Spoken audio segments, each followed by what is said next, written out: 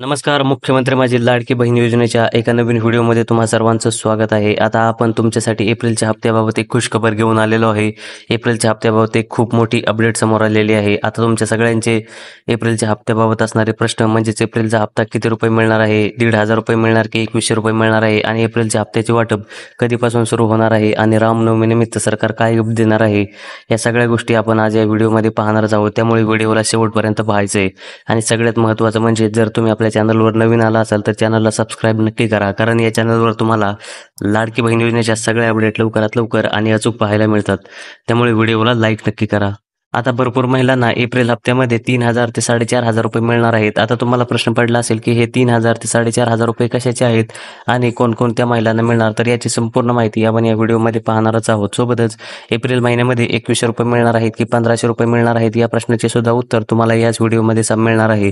आणि एप्रिलचा 10वा हप्ता कोणत्या दिवशी मिळेल याची सुद्धा माहिती तुम्हाला या व्हिडिओमध्ये समजणार आहे. त्यामुळे जास्त वेळ न घालवता आजच्या व्हिडिओला सुरुवात करूया. तर इथे बघू शकता तुम्ही, लाडकी बहीण योजनेच्या एप्रिल महिन्याच्या हप्त्यासाठी 2,41,00,000 महिला पात्र असणार आहेत आणि ज्या महिलांना ₹1,500 अर्थसहाय्य या महिन्यामध्ये मिळणार आहे आणि लाडक्या बहिणींना सोबतच 3,000 ते ₹4,500 पर्यंतचा सुद्धा लाभ या योजनेअंतर्गत 10व्या हप्त्यामध्ये मिळू शकतो. तर ही माहिती घेण्यासाठी तुम्हाला हा व्हिडिओ शेवटपर्यंत पाहायचा आहे आणि तरच तुम्हाला हे पैसे मिळणार आहेत. आणि जर तुम्ही हा व्हिडिओ शेवटपर्यंत पाहिला नाही तर तुम्हाला हे 3,000 किंवा ₹4,500 कशाचे मिळणार आहेत याची माहिती मिळणार आहे. आणि लाडकी बहीण योजनेच्या 10व्या हप्त्यामध्ये आता 2,41,00,000 महिलांना ₹1,500 लाभ मिळणार आहे.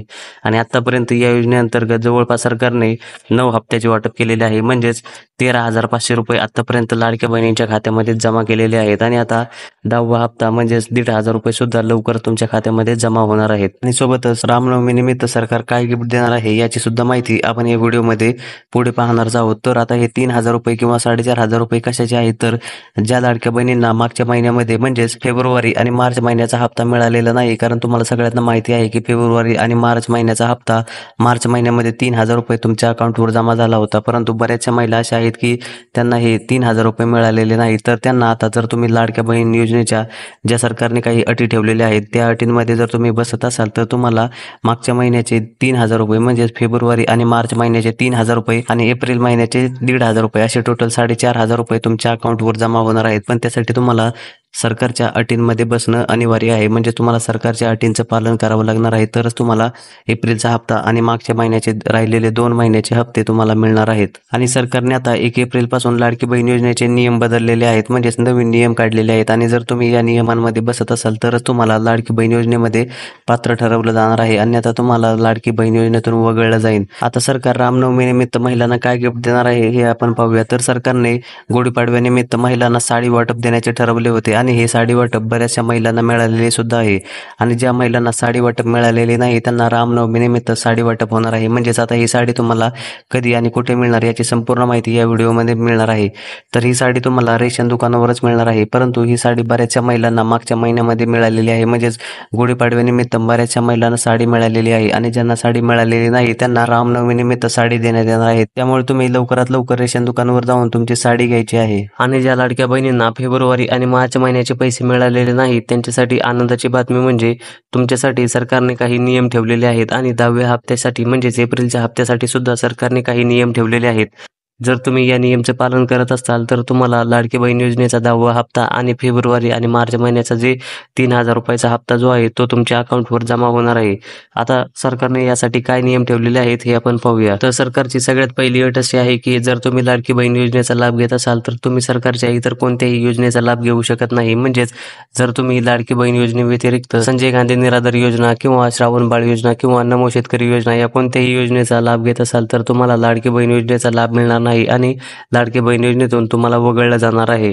त्याच्यानंतर दुसरी महत्त्वाची अट अशी आहे की तुमचं आधार कार्ड हे तुमच्या बँक अकाउंटशी लिंक असायला हवं आणि संपूर्ण KYC अपडेट असायला हवी, तरच तुम्हाला लाडकी बहीण योजनेचे पैसे मिळतील. अन्यथा तुम्हाला लाडकी बहीण योजनेचे पैसे मिळणार नाहीत. आणि त्याच्यामुळे तुम्ही लवकरात लवकर बँकेत जाऊन तुमचं आधार कार्ड हे तुमच्या बँक अकाउंटशी लिंक करायचं आहे. आणि प्रत्येक जून महिन्यामध्ये म्हणजे दरवर्षी जून महिन्यामध्ये तुम्हाला जाऊन तुमचं KYC अपडेट करावं लागणार आहे.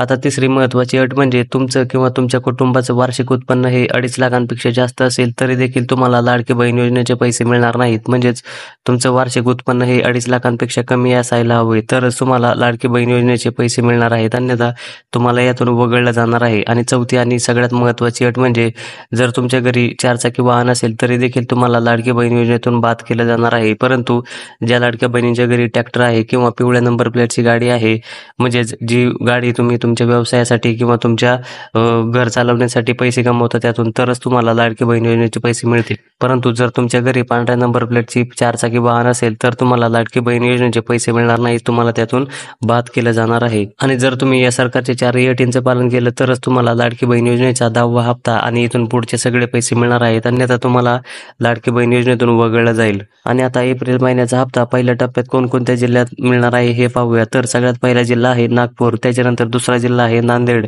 त्याच्यानंतर बीड, जळगाव, पुणे, सातारा, कोल्हापूर, सांगली, ठाणे जिल्ह्यातही पहिल्या टप्प्यामध्ये पैसे मिळणार आहेत. त्याच्यानंतर छत्रपती संभाजीनगर, हिंगोली, मुंबई शहर आणि मुंबई उपनगर या जिल्ह्यांमध्ये पहिल्या टप्प्यांमध्ये एप्रिलच्या हप्त्याचे वाटप होणार आहे. आणि जर तुम्ही या जिल्ह्यांमध्येच राहत असाल तर तुम्ही तुमचं नाव आणि कमेंट करून सांगायचं आहे की तुम्ही कोणत्या जिल्ह्यामध्ये राहता.